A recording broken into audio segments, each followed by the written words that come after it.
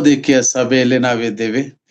ಲವೋದಿಕೀಯ ಸಭೆಯ ಕಾಲಘಟ್ಟ, the time line of the church, ಇದು ಈಗಿನ ಕಾಲಘಟ್ಟ, ಈ ಕಾಲಮಾನಕ್ಕೆ ಸಂಬಂಧಪಟ್ಟದ್ದು. ಈ ಟೈಮ್ ಲೈನ್ ಅನ್ನು ಕುರಿತು ನಾನು ಈಗಾಗಲೇ ತಮ್ಮೊಂದಿಗೆ ಒಂದು ಸಾರಿ ಹಂಚಿಕೊಂಡಿದ್ದೇನೆ. ನಾವು ಸಾರ್ದಿಸು ಸಭೆಯ ಕಾಲಘಟ್ಟವನ್ನು ದಾಟಿ ಅದು ಮೃತ ಸಭೆ, ಡೆಡ್ ಚರ್ಚ್ ಎಂಬುದಾಗಿತ್ತು. ಆದರೂ ಕರ್ತನು ಅದನ್ನು ಎಚ್ಚರಿಸಿದನು. ಅದರಲ್ಲಿ ಒಂದು ಮತ ಸಂಸ್ಕರಣೆಗಳು ಉಂಟಾದವು. ಆ ರಿಲಿಜಿಯಸ್ ಪರ್ಸ್ಪೆಕ್ಟಿವ್ ನಿಂದ, ಧಾರ್ಮಿಕ ದೃಷ್ಟಿಕೋನದಿಂದ ಆಧ್ಯಾತ್ಮಿಕ ದೃಷ್ಟಿಕೋನಕ್ಕೆ, ದೇವರ ಮಾರ್ಗಕ್ಕೆ, ಆದಿ ಅಪೊಸ್ತಲರು ಬಯಸಿರುವಂತಹ ಒಂದು ಆತ್ಮಿಕ ಜೀವನಕ್ಕೆ, ಮಾನಸಾಂತರದ ಜೀವನಕ್ಕೆ, ಕ್ರಿಸ್ತನಲ್ಲಿ ನಂಬಿಕೆ ಇಟ್ಟು ನಂಬಿಕೆಯ ಮೂಲ ಜೀವಿಸುವಂತ ಜೀವನಕ್ಕೆ ಒಂದು ಪ್ರಾರಂಭವು ಅಲ್ಲಿ ಮತ ಸಂಸ್ಕರಣೆಗಳಲ್ಲಿ ಪ್ರಾರಂಭವಾದರೆ,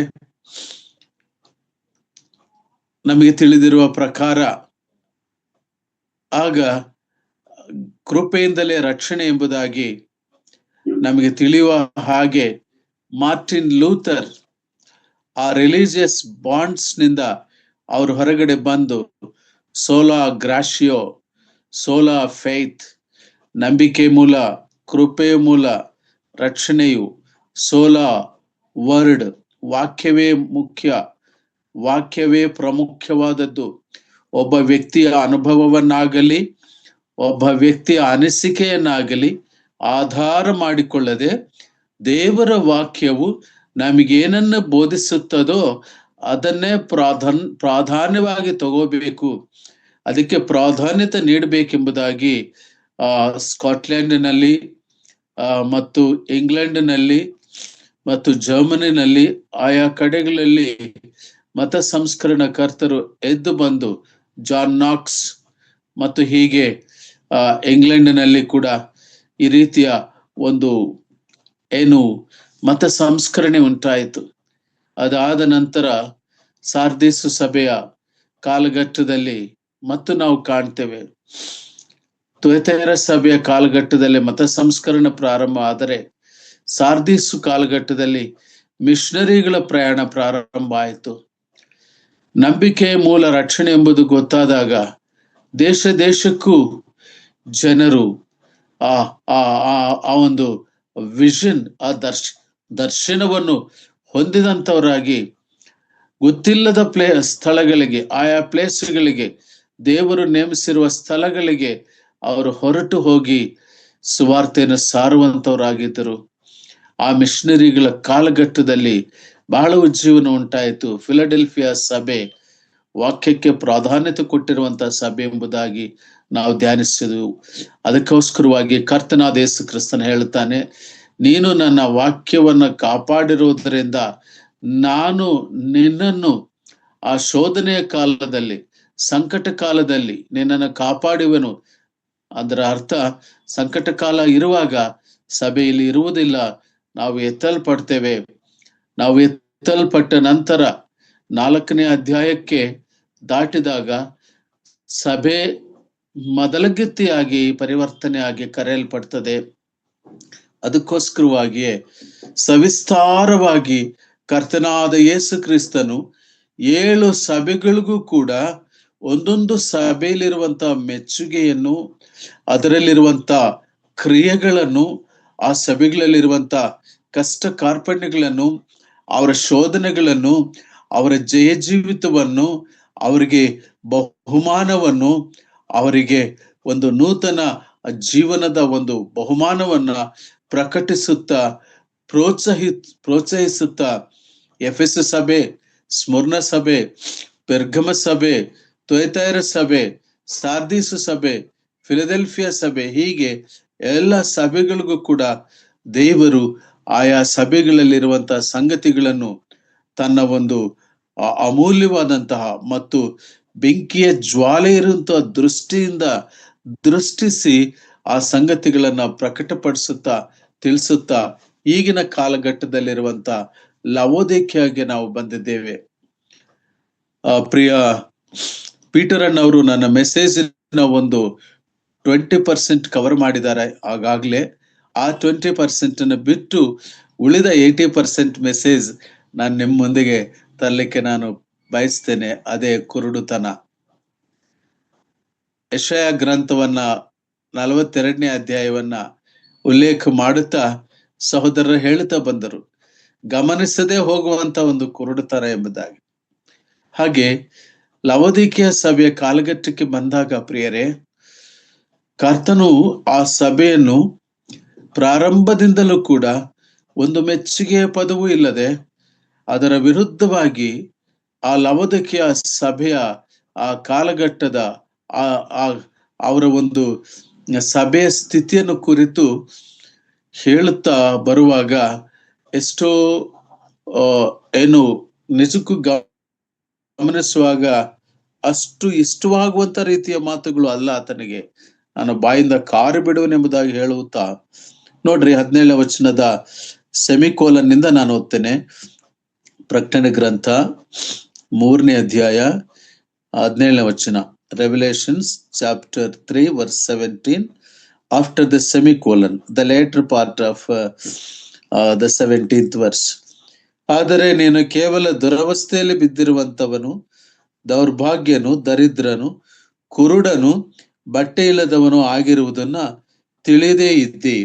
ಇವತ್ತಿನ ನಮ್ಮ ಧ್ಯಾನಾಂಶ, ನಮ್ಮ ಸಬ್ಜೆಕ್ಟ್ ಆತ್ಮಿಕ ಕುರುಡುತನ, spiritual blindness. This is the age that is marked with absolute uncertainty and absolute blindness in every field. ನನಗೆ ಗೊತ್ತಿಲ್ಲದೆ ಎಲ್ಲವೂ ಆಗಿ ಹೋಗುವಂತ ಕಾಲಘಟ್ಟ. ಇಂಥ ಕಾಲಘಟ್ಟಕ್ಕೆ ನಾವು ಜಾರಿ ಬಂದಿದ್ದೇವೆ ಪ್ರಿಯರೇ. ಏನು ಯಾಕೆ ಹೇಗಾಗುತ್ತೋ ಗೊತ್ತಿಲ್ಲ. unknown things are happening, unexpected things are happening. ಯಾಕೆ ಹೀಗಾಗ್ತಾ ಇದೆ ಎಂಬುದನ್ನು ನಾವು ನೋಡುವಾಗ ಕರ್ತನಲ್ಲಿ ಪ್ರಿಯರೇ, 7 ರೀತಿಯ ಕುರುಡುತನಗಳು ಲವೋದಿಕೀಯ ಸಭೆಯ ದೃಷ್ಟಿಯನ್ನು ಮಂದಗೊಳಿಸ್ತಾ ಇವೆ. ದೇವರು ಯಾವಾಗ್ಲೂ ಕೂಡ ಒಂದು ಕಾಂಟ್ರಾಸ್ಟ್ ನಲ್ಲಿ ಬೋಧಿಸುವಂತ ದೇವರು ನಮಗಿರ್ತಾನೆ ಕರ್ತನಲ್ಲಿ ಪ್ರಿಯರೇ. ಆ ಸಭೆಯ ಬಾಹ್ಯ ಕಣ್ಣುಗಳನ್ನು ನೋಡುವಾಗ ದೇವರ್ ವೆರಿ ರಿಚ್, ಮತ್ತು ಅವರ ಕಣ್ಣುಗಳಿಗೆ ಲೇಪನ, ಒಂದು ಅಫ್ತಾಲ್ಮಿಯಾ ಅಂತ ಒಂದು ಕಣ್ಣಿನ ಲೇಪನವನ್ನು ಹಚ್ಚುವವರು. ಅದು it is use to beautify their eyes and eyesight. ಅವರ ಕಣ್ಣಿನ ದೃಷ್ಟಿಯನ್ನು, ಅವರ ಕಣ್ಣನ್ನು ಅದು ದೃಷ್ಟಿಯನ್ನ ಏನು ಹೆಚ್ಚಿಸುವಂತದ್ದು, ಕಣ್ಣಿನ ಅಂದವನ್ನ ಹೆಚ್ಚಿಸುವಂತ ಆ ಒಂದು ರೀತಿಯ ಆ ಫಿಸಿಕಲ್ ಅಥವಾ ಬಯೋಲಾಜಿಕಲ್ ಐಸೈಟ್ ನ ರಿಚ್ನೆಸ್ ಇರುವ ಆ ಸಭೆಗೆ ದೇವರು ಹೇಳುವ ಮಾತು, you are spiritually blind. See the contrast.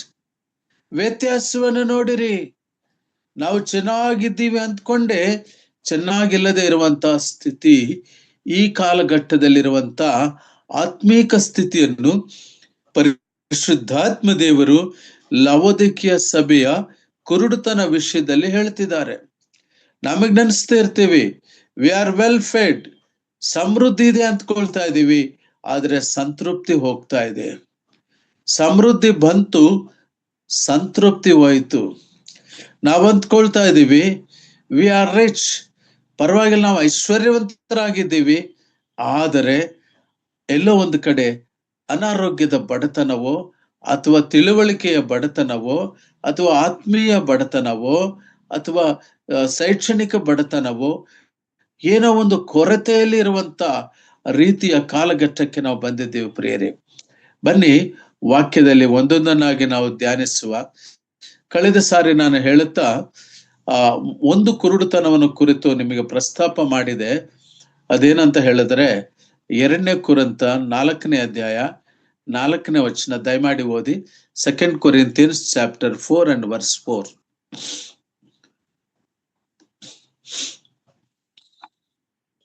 ಇವರಲ್ಲಿ ದೇವರ ಪ್ರತಿರೂಪವಾಗಿರುವ ಕ್ರಿಸ್ತನ ಪ್ರಭಾವವನ್ನು ತೋರಿಸುವ ಸುವಾರ್ತೆಯ ಪ್ರಕಾಶವು ಉದಯವಾಗಬಾರದೆಂದು ಈ ಪ್ರಪಂಚದ ದೇವರು ನಂಬಿಕೆಯಿಲ್ಲದವರ ಮನಸ್ಸನ್ನು ಮಂಕು ಮಾಡಿದನು. ನಮ್ಮನ್ನೇ ಪ್ರಸಿದ್ಧಿಪಡಿಸುತ್ತದೆ. ಸಾಕು ಸಿಸ್ಟರ್. ನಂಬಿಕೆ ಇಲ್ಲದವರ ಮನಸ್ಸು ಮಂಕಾಗೋದಕ್ಕೆ ಕಾರಣವೇನು? ಇವತ್ತು ಏನು ಒಂದು ಕಾನ್ಸ್ಟಿಟ್ಯೂಷನಲ್ ಬೈಂಡಿಂಗ್ ನಲ್ಲಿ ನಾವು ಜೀವಿಸುತ್ತಿರುವಂತ ಪರಿಸ್ಥಿತಿನಲ್ಲಿ ಇದ್ದಾಗ್ಯೂ ಕಳಿಸ ನಾವು ಧ್ಯಾನಿಸ್ಕೊಳ್ತಾ ಬಂದೆವು.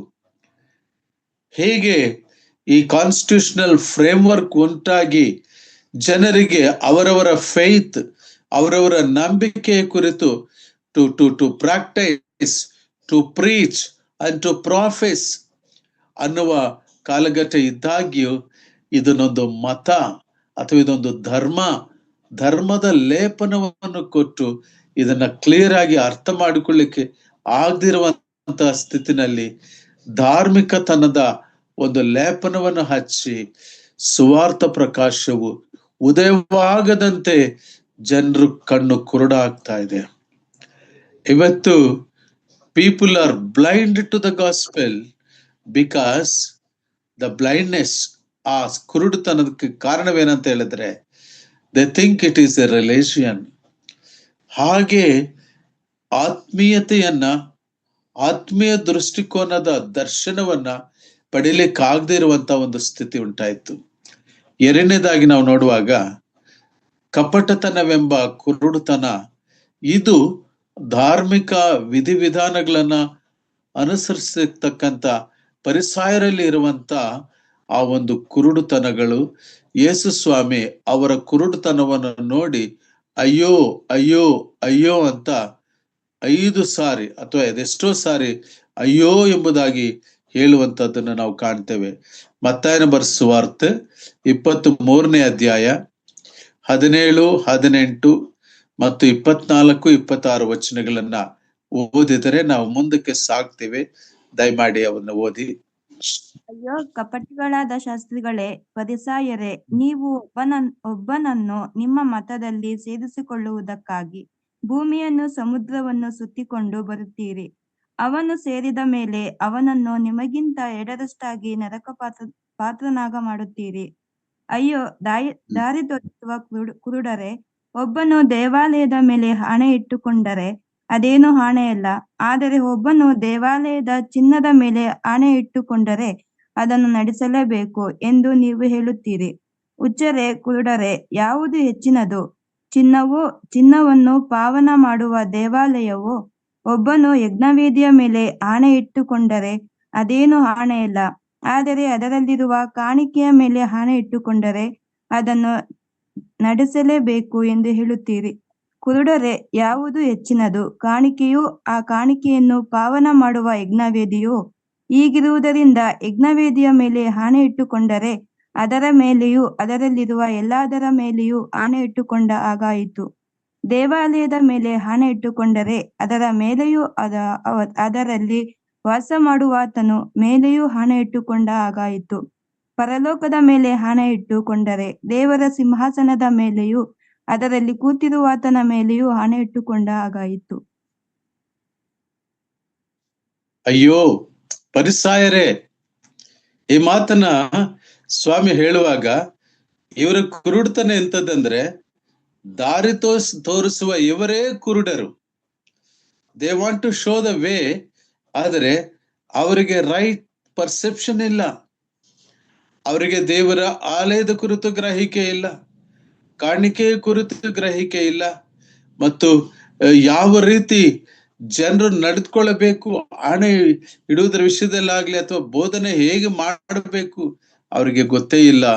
ಒಬ್ಬನನ್ನು ಅವರ ಮತದಲ್ಲಿ ಸೇರಿಸಿಕೊಳ್ಳೋದಕ್ಕೆ ಎಷ್ಟೋ ಪ್ರಯಾಸ ಪಡ್ತೀರಿ, ಆದರೆ ನಂತರ ಅದಕ್ಕಿಂತ ಭ್ರಷ್ಟರನ್ನಾಗಿ ಮಾಡುವಂಥದ್ದು. ಹೌದು ಪ್ರಿಯರೇ, ಕ್ರೈಸ್ತವ್ಯವು ವಿಶ್ವಾಸ ಜೀವಿತ ಇರುವಂತ ಆತ್ಮೀಕ ಜೀವಿತ. ಇದು ನಾವು ಶರೀರ ಸಂಬಂಧವಾದಂತಗಳನ್ನು ತೊರೆದು ಬಿಟ್ಟು ಕರ್ತನಾದ ಯೇಸು ಕ್ರಿಸ್ತನನ್ನ ನಮ್ಮ ಕರ್ತನು ನಮ್ಮ ರಕ್ಷಕನು ಎಂಬುದಾಗಿ ಅಂಗೀಕಾರ ಮಾಡಿಕೊಂಡು ಪರಿಶುದ್ಧವಾದ ಜೀವನವನ್ನ ಜೀವಿಸ್ಲಿಕ್ಕೆ ದೇವರ ಆತ್ಮನ ಮೂಲಕ ನಡೆಸಲ್ಪಡ್ತಕ್ಕಂಥ ನಾವು ಈ ಲೋಕದಲ್ಲಿ ಆತನ ಸ್ವಾಸ್ಥ್ಯವಾಗಿರುತ್ತೇವೆ. ಆದರೆ ಪ್ರಿಯರೇ, ಇವರು ಕರ್ತನಾದ ಯೇಸು ಕ್ರಿಸ್ತನನ್ನ ಅಲ್ಲಗಳೆದಂಥವರು, ತೊರೆದಂಥವರು. ಪಿಲಾತನು ಹೇಳುತ್ತಾನೆ, ಅಯ್ಯ, ಪಸ್ಕ ಹಬ್ಬದ ಸಂದರ್ಭದಲ್ಲಿ ನಾವೊಬ್ಬನನ್ನು ಬಿಟ್ಟು ಬಿಡಬೇಕು, ಈ ಯೇಸುವನ್ನು ನಾವು ಬಿಟ್ಟು ಬಿಡ್ತೇವೆ ಅಂತ ಹೇಳಿದ್ರೆ, ಬೇಡ, ನಮಗೆ ಬರಬ್ಬನನ್ನು ಬಿಟ್ಟುಕೊಡಿ, ಈ ಯೇಸುವನ್ನ ಸಿಲುಬಿಗೆ ಹಾಕಿಸಿ ಎಂಬುದಾಗಿ ಕೂಗಿದವರು ಈ ಫರಿಸಾಯರು, ಈ ಯಹೂದ್ಯರು. ಕರ್ತನಲ್ಲಿ ಪ್ರಿಯರೇ, ಅಷ್ಟು ಮಾತ್ರವಲ್ಲ, ಪಿಲಾತನು ಈ ಒಂದು ಪಾಪದಲ್ಲಿ ನನಗೆ ಪಾಲು ಬೇಡ, ನಾನು ಕೈ ತೊಳ್ಕೊಳ್ತೇನೆ ಎಂಬುದಾಗಿ ಆತನು ತನ್ನನ್ನು ತಾನು ಪ್ರತ್ಯೇಕ ಪಡಿಸ್ಕೊಳ್ಳುವ ಸಂದರ್ಭದಲ್ಲಿ ಈ ಒಂದು ಶಾಪ ನಮಗೂ ನಮ್ಮ ಮಕ್ಕಳ ಮೇಲೂ ಬರಲಿ ಎಂಬುದಾಗಿ ಬರಮಾಡಿಕೊಳ್ಳುವಂತ ಮಂಕು ಕುರುಡುತನ ಇರುವಂತ ಆ ಜನರು ಪ್ರಿಯರೇ. ಈ ರೀತಿಯ ಸ್ಥಿತಿಗತಿಗಳು ಈ ಕಾಲದಲ್ಲೂ ಇಲ್ಲವೇ? ಉಂಟು. ಕರ್ತನಾದ ಯೇಸು ಕ್ರಿಸ್ತನ ಬೋಧನೆಗಳಿಗೆ ಪ್ರಾಧಾನ್ಯತೆ ಕೊಡದೆ ಧಾರ್ಮಿಕ ವಿಧಿ ವಿಧಾನಗಳನ್ನೇ ಆಚರಿಸಿ ಹೋಗ್ತಕ್ಕಂತ ಈ ಒಂದು ಧಾರ್ಮಿಕತೆಯೇ ಕಪಟತನವೇ ಕುರುಡುತನ ಎಂಬುದಾಗಿ, ಈ ಕುರುಡುತನದಲ್ಲಿ ಲವೋದಿಕೀಯ ಸಭೆ ಇರುವಾಗ ಇವು ನಮಗೆ ಎಚ್ಚರಿಕೆಯ ಪಾಠಗಳು. ಈ ಜೂಮ್ನಲ್ಲಿ ಸೇರಿರುವ ಪ್ರತಿಯೊಬ್ಬೊಬ್ಬರು ನಾವೆಲ್ಲರೂ ಕೂಡ ದೇವರ ಮಹಾಕೃಪೆಯಿಂದ we are brothers, praise be to God. We are separated from the sin, we are separated, we are saved. ನಾವು ರಕ್ಷಣೆ ಹೊಂದಂತವರಾಗಿದ್ದೇವೆ. ದೇವನಾಮಕ್ಕೆ ಸ್ತೋತ್ರ. ಆದ್ರೆ ನಾವು ಯಾಕೆ ಈ ಪ್ರಕಟಣೆ ಗ್ರಂಥದ ಈ ಸಂಗತಿಗಳು ಅಧ್ಯಯನ ಮಾಡ್ಬೇಕಂದ್ರೆ, ವಿ ನೀಡ್ ಟು ನೋ. ದೇವರು ತಾನೇ ಹೇಳಿದ್ದು, ನಡೆದಿರುವಂತಹದ್ದು ಈ 7 ಸಭೆಗಳ 3 ಅಧ್ಯಾಯಗಳು ಮತ್ತು ನಡೆಯಬೇಕಾಗಿರುವಂತಹದ್ದು, ಮುಂದೆ ನಡೆಯಬೇಕಾಗಿರುವಂಥವು 4ನೇ ಅಧ್ಯಾಯದಿಂದ ಕೊನೆಯ ಅಧ್ಯಾಯದವರೆಗೂ ಒಂದೊಂದು ನಂತರ ಒಂದು ನಡೆಯುವಂಥದ್ದು. ಬೇಗನೆ ಬರುತ್ತೇನೆ ಎಂಬುದಾಗಿ ಕರ್ತನಾದ ಯೇಸು ಕ್ರಿಸ್ತನು ಹೇಳಿರುವ ಮಾತನ್ನ ಪ್ರಥಮ ಶತಮಾನದಲ್ಲೇ ತಪ್ಪಾಗಿ ತಿಳಿದುಕೊಂಡು ಪ್ರಿಟರಿಸ್ಟಿಕ್ ಇಂಟರ್ಪ್ರಿಟೇಷನ್ ಅನ್ನೋದು ಬಂದು ಸ್ಮರ್ಣ ಸಭೆಯಲ್ಲಿ ಆದಂತ ಆ ಒಂದು ಶ್ರಮೆಯನ್ನೇ, ಆ ಒಂದು ಸಂಕಟವನ್ನೇ ಸಂಕಟ ಕಾಲವಂತ ತಿಳಿದುಕೊಂಡು ಕರ್ತನಾಗ್ಲೇ ಬಂದು ಹೋಗಿದ್ದಾನೆ ಎಂಬುದಾಗಿರುವಂತಹ ಒಂದು ವಾದ ಬರುವಂತಹ, ವ್ಯಾಖ್ಯಾನ ಬರುವಂತಹ ದಿನಗಳಲ್ಲಿ ಸ್ಪಷ್ಟವಾದ ದೇವರ ವ್ಯಾಖ್ಯಾನವು ಏನು, ಆ ಸಂಗತಿಗಳು ಏನು, ಬೇಗನೆ ಬರುತ್ತೇನೆ, ಬೇಗ ಎಂಬುದಾಗಿರುವ ಆ ಪದಕ್ಕೆ ಗ್ರೀಕು ಪದ ಮಕಟಕ್ಕಸ್, ಅಂದ್ರೆ ಒಂದರ ನಂತರ ಒಂದು ಕ್ರಮವಾಗಿ ನಡೆಯುತ್ತವೆ. ಮೊದಲನೇದಾಗಿ ಕರ್ತನಾದ ಯೇಸು ಕ್ರಿಸ್ತನ 1ನೇ ಅಧ್ಯಾಯ, ಆದ ನಂತರ 3 ಅಧ್ಯಾಯಗಳು ಕೂಡ ಸಭೆಗಳಿಗಿರುವ ಸಂದೇಶಗಳು. 4ನೇ ಅಧ್ಯಾಯದಲ್ಲಿ ಯೋಹಾನನು ಪರಲೋಕಕ್ಕೆ ಎತ್ತಲ್ಪಡ್ತಾನೆ. ಅದಾದ ನಂತರ ಆ ಮುದ್ರೆಗಳು ಮತ್ತು ಸುರುಳಿಗಳು ಅದು ಬಿಚ್ಚಲ್ಪಡುವಂತಹದ್ದು ಮತ್ತು ಅಂತ್ಯಕ್ರಿಸ್ತು ಬರುವಂತದ್ದು 13ನೇ ಅಧ್ಯಾಯದಲ್ಲಿ. ಅವನು ಬೀಸ್ಟ್, ಮೃಗವು, ಸಮುದ್ರದೊಳಗಿಂದ ಬರುವವನು, ಭೂಮಿಯೊಳಗಿಂದ ಇವು ಎಲ್ಲ ಒಂದೊಂದು ಅಧ್ಯಾಯದ ನಂತರ ಒಂದೊಂದು ಕ್ರಮವಾಗಿ ನಡೆಯುವಂಥವು. ಕೊನೆಗೆ 20ನೇ ಅಧ್ಯಾಯಕ್ಕೆ ಬರುವಾಗ ಸೈತಾನನು ಸ್ವಲ್ಪ ಕಾಲ ಬಂಧಿಸಲ್ಪಡ್ತಾನೆ. ಆಗ 1000 ವರ್ಷದ ಆಳ್ವಿಕೆ ಇರ್ತದೆ. ಇದರ ಬಗ್ಗೆ ಒಂದು ಸ್ಪಷ್ಟವಾದಂತ ಸಂದೇಶವನ್ನ ನಾವು ನಂತರ ತಿಳ್ಕೊಳ್ಳುವಂತ ಒಂದು ಪ್ರಯತ್ನವನ್ನು ಮಾಡೋಣ. What is going on at present? ಇವತ್ತಿನ ಈ ಮಿಡ್ ಈಸ್ಟ್ ನ ಏನು ಈ ಕ್ರೈಸಿಸ್ ನ ವಿಭಿನ್ನ ರೀತಿಯಲ್ಲಿ ವ್ಯಾಖ್ಯಾನ ಮಾಡುವಂತ ಸಂದರ್ಭ ಇರುವಾಗ ನಮಗೆ ದೇವರ ವಾಕ್ಯವೇ ಆಧಾರವಾಗಿಟ್ಟುಕೊಂಡು ನಾವು ಧ್ಯಾನಿಸುತ್ತಾ ಸತ್ಯ ಸಂಗತಿಗಳನ್ನು ಮೆಡಿಟೇಟ್ ಮಾಡಬೇಕು. That is not my subject today. ಆದರೆ ಒಂದು ಪಾಸಿಂಗ್ ರೆಫರೆನ್ಸ್ ತಗೊಳ್ಳುತ್ತಾ ನಾವು ನಾವು ಅರ್ಥ ಮಾಡ್ಕೊಳ್ಬೇಕಾಗಿರುವಂತಹದ್ದು, ಲವೋದಿಕೀಯ ಸಭೆಯ ಕಟ್ಟಕಡೆಯ ಸಭೆಯಾಗಿದೆ, ಕೊನೆಯ ಸಭೆಯಾಗಿದೆ. ಅದಕ್ಕೆ ಇಲ್ಲಿ ಬಹಳ ತೀವ್ರವಾದಂತ ಎಚ್ಚರಿಕೆಗಳನ್ನು ಕರ್ತನು ಆ ಸಭೆಗೆ ಕೊಡ್ತಾ ಇದ್ದಾನೆ. ಯಾಕಂತ ಹೇಳಿದ್ರೆ ಆ ಸಭೆಯನ್ನು ಪ್ರೀತಿ ಮಾಡ್ತಾ ಇದ್ದಾನೆ. ಪ್ರಿಯರೇ, ನಾನು ಪ್ರೀತಿಸುವವರನ್ನ ನಾನು ಗದರಿಸುತ್ತೇನೆ ಅನ್ನೋ ಪದ ಇದೆ ಇಲ್ಲಿ. What A great god we have. ತಂದೆಯ ಹಾಗೆ ಆತನು. ದಾವೀದನು ಹೇಳ್ತಾನೆ ಕೀರ್ತನೆ 103, ತಂದೆಯು ಮಕ್ಕಳನ್ನು ಕನಿಕರಿಸುವಂತೆ ಆತನು ಕನಿಕರಿಸುವ ದೇವರಾಗಿದ್ದಾನೆ. ಪ್ರಿಯರೇ, ಆ ಮಹಾದೇವರು ನಮ್ಮ ಕರ್ತನಾದ ಯೇಸು ಕ್ರಿಸ್ತನ ಬರೋಣ ಮಧ್ಯಾಕಾಶದಲ್ಲಿ ನಮಗೋಸ್ಕರವಾಗಿ ಸಭೆಗಾಗಿ ಆತನು ಬರುವನಾಗಿದ್ದಾನೆ. ಕರ್ತನಲ್ಲಿ ಪ್ರಿಯರೇ, ಆದ ನಂತರ ನಡೆಯುವಂತಹ ಸೂಚನೆಗಳು ಅವು ಯೆಹೂದ್ಯರಿಗೆ ಸಂಬಂಧಪಟ್ಟಂತವು, ಇಸ್ರಾಯೇಲರಿಗೆ ಸಂಬಂಧಪಟ್ಟಂತವು. ಮತ್ತೊಂದು ಬರೋಣದ ವಿಷಯದಲ್ಲಿ ನಾವು ನಂತರ ಧ್ಯಾನಿಸಬಹುದು. ಈ ಕುರುಡುತನ ದಾರಿ ತಪ್ಪಿಸುವಂತ, ದಾರಿ ತೋರಿಸುತ್ತಾ ದಾರಿ ಕಾಣದೇ ಇರುವ ಕಪಟಿಗಳಾದ ಯೆಹೂದ್ಯರ ಮತ್ತು ಫರಿಸಾಯರ ಕುರುಡುತನದ ಬೋಧೆ ಇರುವುದಾದರೆ ಅದುವೇ ಕುರುಡುತನ ಎಂಬುದನ್ನ ಲವೋದಿಕೀಯ ಸಭೆಗೆ ನಾವು ಕಾಣ್ತೇವೆ. ಮತ್ತೆ ನಾವು ಮುಂದಕ್ಕೆ ಹೋಗುವಾಗ ಇನ್ನೊಂದು ಕುರುಡುತನವನ್ನ ನಾವು ಕಾಣ್ತೇವೆ. ಮೂರನೇದಾಗಿ ಜೀವನ ಸರಿಯಿಲ್ಲದ ಕುರುಡುತನ.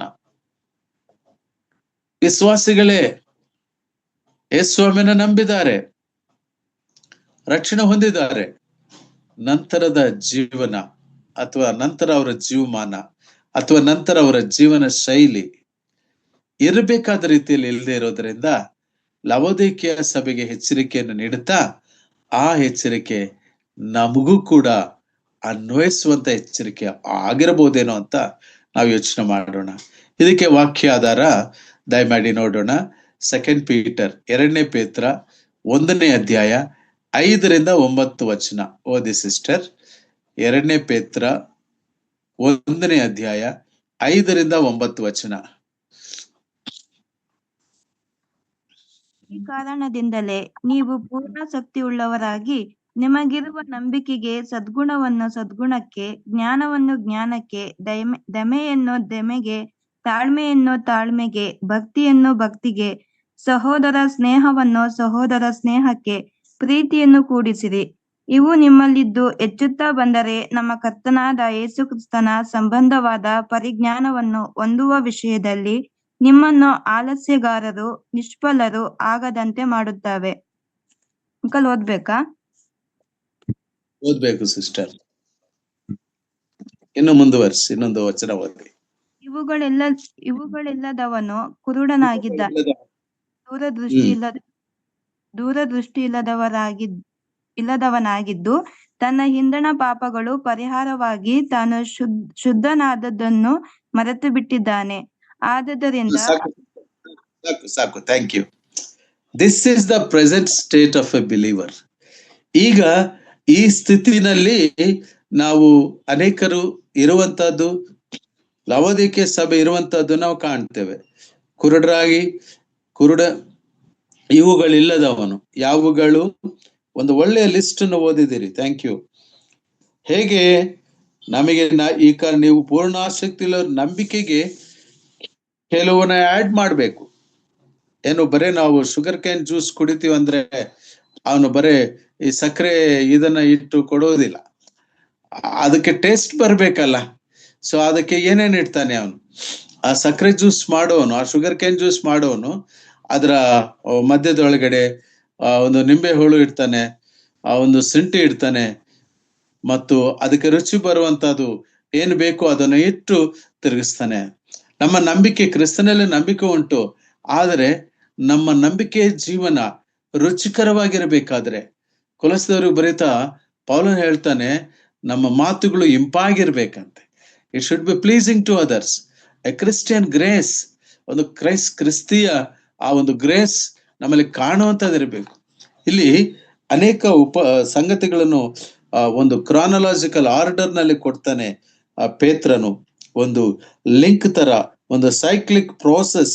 ಯಾವ ರೀತಿ ನಂಬಿಕೆಗೆ ಸದ್ಗುಣವನ್ನು, ಆ ಸದ್ಗುಣ ಯಾವುದಂದ್ರೆ ಇದಕ್ಕೆ ಒಂದು 1 hour ಹೋಗುತ್ತೆ ಮೆಸೇಜ್.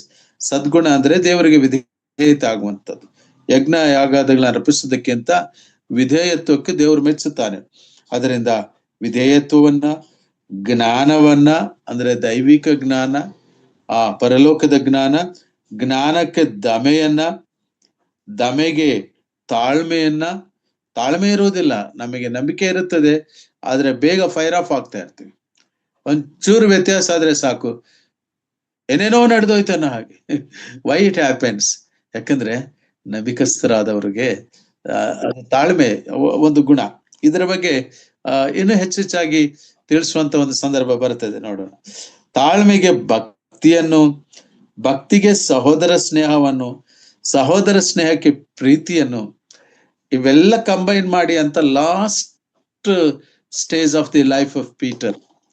ಇನ್ನೇನು ತನ್ನ ದೇಹವೆಂಬ ಗುಡಾರ ಎತ್ತಲ್ಪಡಬೇಕು, ಆ ಸಂದರ್ಭದಲ್ಲಿ ಹೇಳ್ತಾನೆ ಪೇತ್ರನು, ಅಪೊಸ್ತಲನಾದ ಪೇತ್ರನು ಈ ಮಾತುಗಳನ್ನು. ಆ ಪೇತ್ರರು ಇದನ್ನು ಕಲಿಸುವಾಗ ಅವ್ರ ಹೃದಯ ಎಲ್ಲ ಕೂಡ ಕರ್ತನ ಆ ಪ್ರೀತಿಯಿಂದ ತುಂಬಿರುವಂತದ್ದಾಗಿದೆ ಪ್ರಿಯರೇ.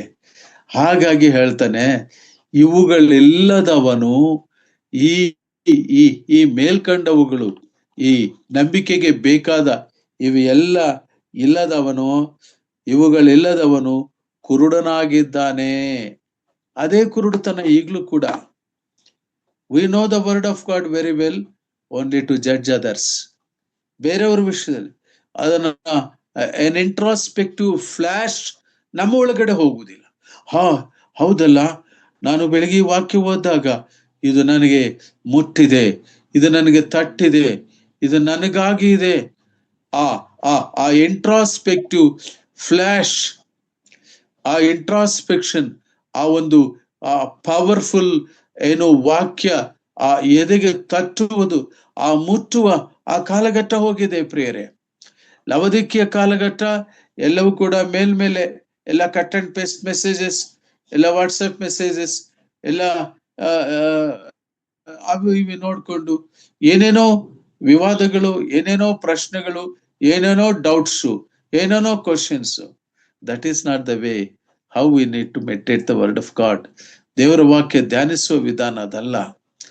ಹ್ಯುಮಿಲಿಟಿ ನೋಡಿ, ಇವುಗಳೆಲ್ಲದವನು ಏನಾಗಿದ್ದಾನೆ ಎಂಬುದಾಗ ಪೇತ್ರನು ಹೇಳುವಾಗ, ಕುರುಡನಾಗಿದ್ದಾನೆ, ಅವನು ದೂರದೃಷ್ಟಿ ಇಲ್ಲದವನಾಗಿದ್ದು ತನ್ನ ಹಿಂದಣ ಪಾಪಗಳು ಪರಿಹಾರವಾಗಿ ಶುದ್ಧನಾದದನು. ಯೇಸು ಸ್ವಾಮಿ ನಮ್ಮ ಪಾಪಗಳು ಎಷ್ಟು ಪರಿಹಾರ ಮಾಡಿದನಲ್ಲ. Are we in any way ನಮ್ಮನ್ನು ನಾವು ಜಸ್ಟಿಫೈ ಮಾಡ್ಕೊಳ್ಳಕ್ಕಾಗತ್ತಾ ಅದರ್ ದ್ಯಾನ್ ಕ್ರೈಸ್ಟ್? ಅದಕ್ಕೆ ಸ್ವಾಮಿ ಹೇಳ್ತಾನೆ, ಕ್ರಿಸ್ತನಿಲ್ಲದೆ ನಾವೇನನ್ನೂ ಮಾಡಲಾರೆ. Apart from Christ we are embedded in Christ. ಕ್ರಿಸ್ತನಲ್ಲಿ ನಾವು ಬೇರೂರಿಕೊಂಡೇ ವೃದ್ಧಿ ಆಗಬೇಕು. ಕರ್ತನಲ್ಲಿ ಪ್ರಿಯರೇ, ಕುರುಡುತನ, ಜೀವನ ಸರಿ ಇಲ್ಲದ ಕುರುಡುತನ, ಆ ಮೂರನೇ ಅಂಶವನ್ನಾಗಿ ನಾನು ನೋಡ್ತಾ ಇದ್ದೀವಿ. ಈಗ ಇನ್ನೊಂದು ಅಂಶವನ್ನ ನಾವು ನೋಡಿಕೊಂಡು ಈ ಒಂದು ಸಂದರ್ಭ ಮುಕ್ತಾಯ ಮಾಡಿಕೊಳ್ಳೋಣ. ಇನ್ನು ಉಳಿದ ಕುರುಡುತನಗಳನ್ನು ಕರ್ತನ ಚಿತ್ತವಿದ್ದರೆ ಮುಂದಿನ ಗುರುವಾರ ನಾವು ಧ್ಯಾನಿಸೋಣ. ಈಗ 4ನೇ ಅಂಶಕ್ಕೆ ಹೋಗೋಣವೇ? ಎಸ್, 4ನೇ ಕುರುಡುತನ. ಈಗಾಗಲೇ ನಾವೆಷ್ಟು ಕುರುಡುತನಗಳು ನೋಡಿದೀವಿ. ಸ್ವಾರ್ಥ ಪ್ರಕಾಶವು ನಮಗೆ ಅದು ಎಟುಕದೇ ಇರುವಂತ ರೀತಿಯ ಆ ಕುರುಡುತನ. ಎರಡನೇದಾಗಿ ಕಪಟತನವೆಂಬ ಕುರುಡುತನ. ಮೂರನೇದಾಗಿ ಜೀವನ, ವಿಶ್ವಾಸ ಜೀವನ, ನಂಬಿಕೆ ಜೀವನ ಸರಿಯಿಲ್ಲದ ಕುರುಡುತನ. ಇದು ಬಹಳ ಅಪಾಯಕರ. ಕ್ರಿಸ್ತನು ಈ ವಿಷಯದಲ್ಲಿ ನಮಗೆ ಬೋಧಿಸುನಾಗಿದ್ದಾನೆ, ಮಾರ್ಗ ತೋರಿಸುನಾಗಿದ್ದಾನೆ, ಶಿಸ್ತು ಮಾಡೋನಾಗಿದ್ದಾನೆ, ಶಿಕ್ಷಣ ನೀಡೋನಾಗಿದ್ದಾನೆ. ತಪ್ಪಿ ಹೋದರೆ ಶಿಕ್ಷೆಯೂ ನೀಡ್ತಾನೆ. ಆ ಹಂತ ಬರೋಷ್ಟ್ರೊಳಗಾಗಿ ಈ ವಾಕ್ಯದಿಂದ ನಮ್ಮನ್ನು ಶುದ್ಧಿ ಮಾಡ್ಕೊಳ್ತಾ ಇರ್ಬೇಕು, ಶುಚಿ ಮಾಡ್ಕೊಳ್ತಾ ಇರ್ಬೇಕು. ಆತನ ಪಕ್ಷಕ್ಕೆ ನಾವು ಸಿದ್ಧರಾಗುವ ಹಾಗೆ ಆ ಸಿದ್ಧ ಮನಸ್ಸೆಂಬ ಆ ವಸ್ತ್ರವನ್ನು ನಾವು ಧರಿಸ್ಕೊಳ್ಬೇಕು. ಬನ್ನಿ, 4ನೇ ಅಂಶ, ಪ್ರೀತಿ ಇಲ್ಲದ ಕುರುಡುತನ ಯಾವುದು ಎಂಬುದು. 1ನೇ ಯೋಹಾನ ಪತ್ರಿಕೆ 2ನೇ ಅಧ್ಯಾಯ 11ನೇ ವಚನ. 1 ಜಾನ್.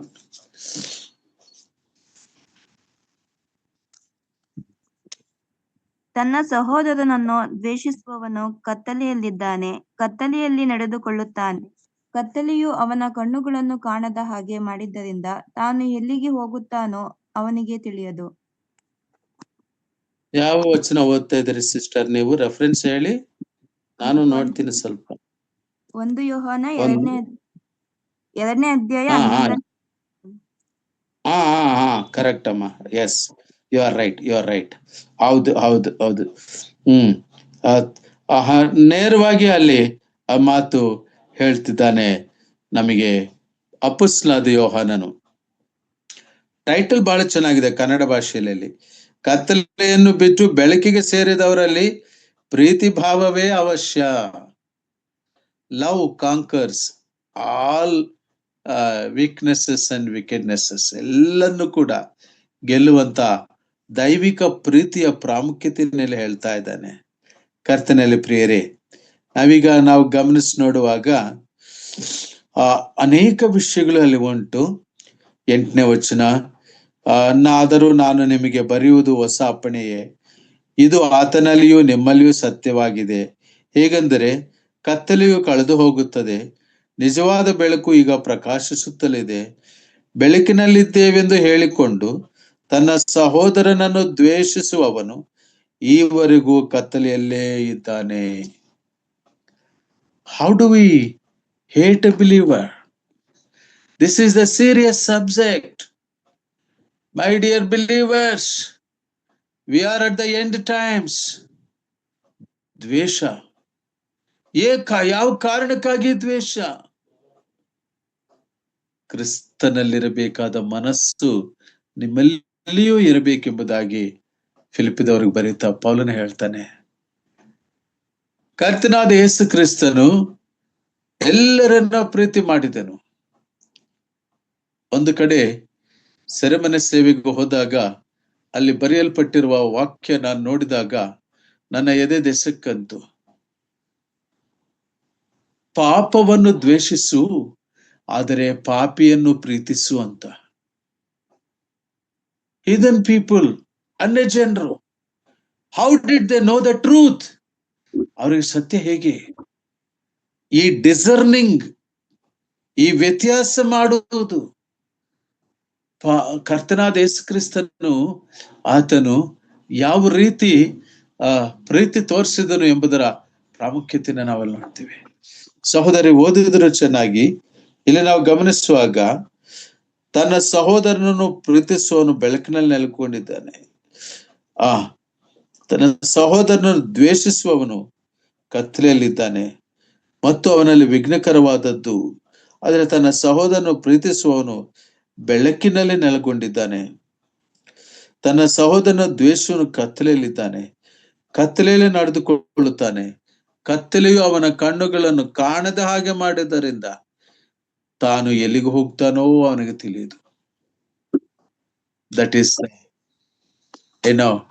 Blindness of hatredness.